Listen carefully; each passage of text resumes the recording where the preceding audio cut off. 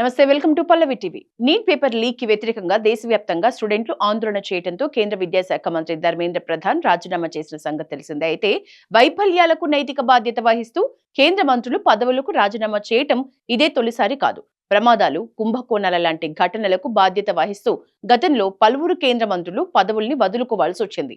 దేశంలో ప్రతిష్టాత్మకంగా నిర్వహించే నీట్ ఇతర జాతీయ స్థాయి పరీక్షల్లో చోటు చేసుకున్న అవకతవకలు, పేపర్ లీక్ ఆరోపణలు తీవ్ర వివాదాస్పదమయ్యాయి.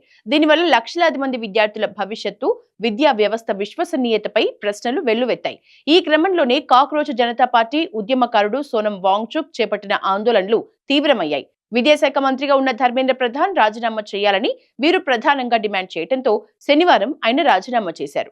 ప్రధాని మోదీ మొదటి విడత పాలనలో సురేష్ ప్రభు రైల్వే మంత్రిగా పనిచేశారు.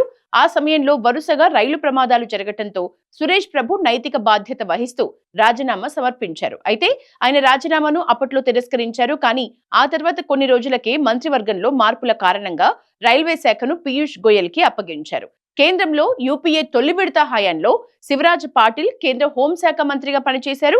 వారు అధికారంలో ఉన్న సమయంలో ముంబైలో ఉగ్ర దాడులు జరిగాయి. ఈ దాడికి భద్రతా లోపాలే కారణమని భావించిన పాటిల్ నైతిక బాధ్యతగా పదవి నుంచి దిగిపోయారు. వరుస రైలు ప్రమాద ఘటనలకు నైతిక బాధ్యత వహిస్తూ 2000వ సంవత్సరంలో అప్పటి రైల్వే మంత్రి మమతా బెనర్జీ రాజీనామా సమర్పించారు. అయితే ఆమె రాజీనామాను ఆనాటి ప్రధాని వాజ్పేయి తిరస్కరించారు. వాజ్పేయి నేతృత్వంలోని ఎన్డీఏ ప్రభుత్వంలో నితీష్ కుమార్ రైల్వే మంత్రిగా పనిచేశారు. 1999లో పశ్చిమ బెంగాల్లోని గైసల్ వద్ద జరిగిన ఘోర రైలు ప్రమాదంలో 290 మందికి పైగా మరణించారు. ఈ ఘోర ప్రమాదానికి బాధ్యత వహిస్తూ ఆయన రైల్వే మంత్రి పదవి నుంచి నితీష్ వైదొలిగారు.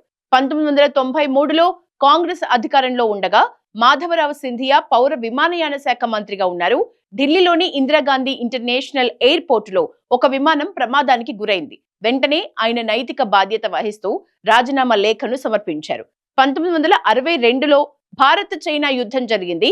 దేశం సైనిక పరంగా సిద్ధంగా లేకపోవటానికి నైతిక బాధ్యత వహిస్తూ అప్పటి రక్షణ మంత్రి వికే కృష్ణ మీనన్ తన పదవికి రాజీనామా చేశారు. ఇక 1958లో నెహ్రూ హయాంలో ముంద్రా కుంభకోణం దేశాన్ని కుదిపేసింది. ఆ సమయంలో టిటి కృష్ణమాచారి ఆర్థిక మంత్రిగా పనిచేశారు. కోల్కతాకు చెందిన హరిదాస్ ముంద్రా అనే వ్యక్తి కంపెనీ షేర్లను కొనేందుకు ప్రభుత్వ రంగ సంస్థ అయిన ఎల్ఐసి నిధుల్ని దారి మళ్లించినట్లు ఆరోపణలొచ్చాయి. 1,26,00,000 పెట్టుబడి పెట్టిన ఎల్ఐసి నష్టపోవాల్సి వచ్చింది.